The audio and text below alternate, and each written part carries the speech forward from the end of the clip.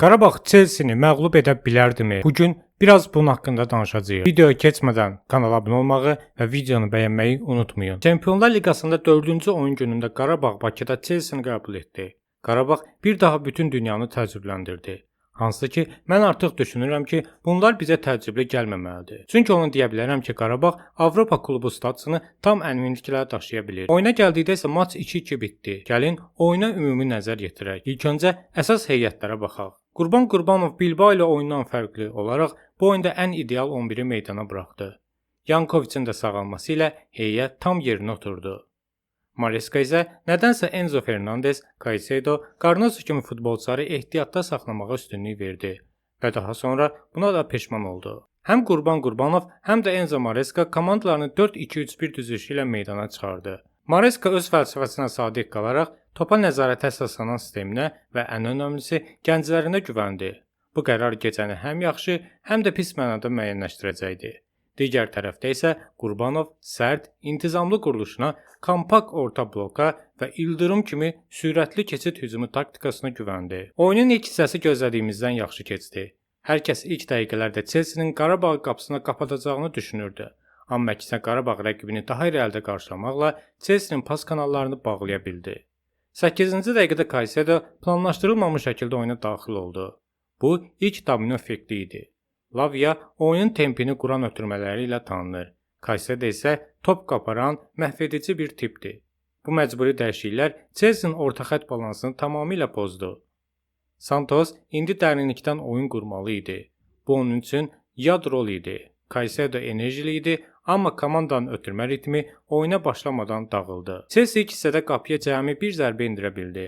O da Estavionun fərdi ustalığı sayəsində baş verdi və epizod qol ilə nəticələndi. Chelsea-nin müdafiəsində problem olduğu görünürdü. Həm müdafiə arxasına edilən ötürmələr, həm də rəqibə öndə pres edərək onları cəzalandıra bilərdik ki, belə də oldu. İlk qolda Duranın inadkarcasına sona qədər mübarizəsi bizə qolu gətirdi. İkinci qolda yenə Duranın pressingi bizə penalti qazandırdı. Atletik Bilbao ilə maçda da biz məhz bunu deməyə çalışırdıq ki, bu funksiyanı Nəriman yetərincə yerinə yetirə bilmir. Ona görə Nərimanı ilk dəqiqələrdən oyuna buraxmaqdansa sonlara yaxın yorğun müdafiə önünə atmaq daha məntiqlidir. İkinci isə Maresca əməlli jimjimə düşmüşdü ki, oyuna 3 dəyişiklik ilə başladı. Enzo Fernandez, Garnacho və Delap meydana daxil oldu. Bu Maresca'nın planına ən sərt tənqididir. O bir oyuncunu yox, bütün sistemi dəyişdi. Faktiki olaraq soldakı və mərkəzdəki quruluşum səhv idi etirafını elədi. Dittensi daha birbaşa oynayan içəri girən Garnacho ilə əvəz etdi. Və Chelsea-nin ikinci qolu bizim müdafiəmizdə ani səhvdən və Garnacho'nun fərdi ustalığından gəldi. Qoldan sonra Chelsea-nin böyük üstünlüyü quracağı gözlənilirdi. Amma Qarabağ oyun planından qopmadı. Burada futbolçularımızın fiziki gücünə də heyran qalmamaq mümkün deyil. Bir Premier Liqa klubu ilə 90 dəqiqə başa-baş mübarizə aparmaq zarafat deyil. Xatırlayırsınızsa keçən videoda mən demişdim, 70-ci dəqiqəyə kimi dözmək lazımdır. Bu dəqiqədən sonra Chelsea düşüş yaşayır, xüsusilə də qolu vura bilmədikcə. Hətta təsəvvür edin, 90-cı dəqiqədə Koşkun o epizodu qol olsaydı necə olardı? Onda gərək Chelsea Londona qayıtmayaydı. Topa sahib olma taktikası. Oyunda topa sahib olma nisbəti 39-un 61-ə Chelsea-nin xeyrinə idi. Onlar topu Adarabio, Hato və Sanchez arasında ötürürdülər. Topu Qarabağın iki intizamlı dörtlük bloku qarşısında dövriyyədə saxlayırdılar. Əslində bu futbolda məqsədsiz topa sahib olma adlanır. Qarabağ istəyirdi ki, Chelsea topa sahib olsun, amma təhlükə yaratmayan zonalarda. Qurbanovun planı mükəmməl işləyirdi. Chelsea-nin 61% topa nəzarəti üstünlüyün göstəricisi deyil, tələyə düşməsinin sübutu idi. Oyunda qol gözləntisi əmsalı Qarabağda 1.65, Chelsea-də isə 1.08 idi. Bu, oyunun ən vacib statistik göstəricisidir. Qarabağ daha az topa sahib olaraq daha keyfiyyətli qol fürsətləri yaratdı. Bu taktiki effektliyin zirvəsidir. Qarabağın 1.65 qol gözləntisi rəqibin müdafiə səhvlərindən yaranan yüksək keyfiyyətli yaxın məsafəli fürsətlərdən gəldi. Qol gözləntisi toplaması çox zəif nəticədir. Bu o deməkdir ki, onların zərbələri aşağı keyfiyyətli idi. Uzaq məsafədən cəhdlər, bloklanan zərbələr və yarı-yarı fürsətlər. Yeganə istisna Estavionun qolu idi. Fərdi ustalıq nümunəsi aşağı qol göstəricisi dəyərinə baxmayaraq qolla nəticələndi. Yəni, bu Qarabağ Chelsea taktiki təhlilinin bir cümlə ilə belə yekunlaşdırmaq olar. Qarabağ ağıllı və asan fürsətlər yaratdı.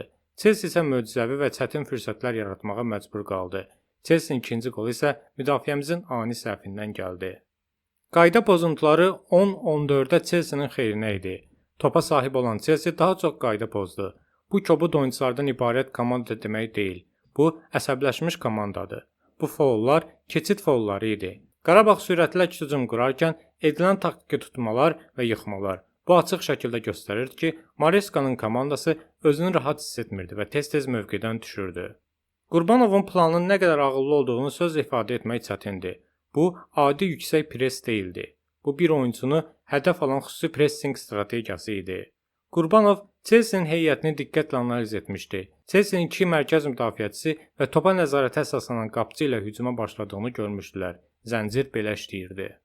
Plan belə idi və mükəmməl icra olundu. Kadi Borges Sanchez Adarabia ötürməsini bağlayacaq formada mövqe alırdı. Chelsea'yə Adarabia üzərindən oyun qurmağa icazə verilirdi. O isə özünü rahat hiss eləyirdi. Futbolçuya pres olmadığı üçün düzgün ötürməni edirdi. Topu sola Hayto'ya ötürə bilirdi. Top Hayto'ya gedən kimi siqnal verilirdi. Kadi Borges içəridən sıxır, Duran isə çöldən sürətlə yaxınlaşırdı. Andrade isə Cucurella'nın ötürmə yolunu bağlayırdı. Hayto oyundan tamamilə təcrid olunurdu. 10 metrlik sahədə 3 Qarabağ oyunçusu və heç bir təhlükəsiz ötürmə seçimi yox idi. Təzyiq maksimal idi. Onun ağır oynaması təsadüf deyildi. Bu təzyiqin nəticəsi idi. 29-cu dəqiqə qolu təsadüfi deyildi. Mükəmməl işlənmiş pres planının məhsulu idi. Bu məşqçilik səviyyəsində ustalıq nümunəsidir. Mareska'nın 3 qat əvəzləməsi uduzluğunun etiraf etməsi idi. Fasilədə 3 qat dəyişiklik edən məşqçi bir mesaj verirdi. Planım tamamilə səhv idi. Maresca sistemini dağıtdı və birbaşa xaotik, aqressiv futbola keçdi. Estavio isə bu məğlub sistemin içində parlayan ulduz oldu. Sistem dağılsa da meydanda 18 yaşında super ulduz var idi. Estavio gecənin ən yaxşısı idi. O sistemə tabe deyildi. Özü bir sistem idi. Cəfərquliyev üçün biraz kabusa çevrilmişdi. Birə-birdə daim üstünlük qazandı, presə tək başına başlayırdı. Sürət, dribling, təhlükə hissi yaradırdı. Komanda dayanmış olsa belə o oyunu canlandıra bilirdi. Estavio demək olar ki, Chelsea'nin yeganə təhdidi idi. İlk hissədə tək başına bütün Qarabağ strukturunu pozan yeganə futbolçu oldu. Nəticədə bu oyunu 2 cür adlandıra bilərik. Qazanılmış xal, yoxsa itirilmiş qələbə. Hər halda Chelsea kimi komandanı Bakıda bir xalla belə yola salmaq bu özü böyük bir hadisə idi. Bugünlük bu qədər. Ümid edirəm analiz videosunu bəyəndiniz. Bu cür videoların davamı üçün kanala abunə olmağı və videonu like eləməyi unutmayın. Hələlik.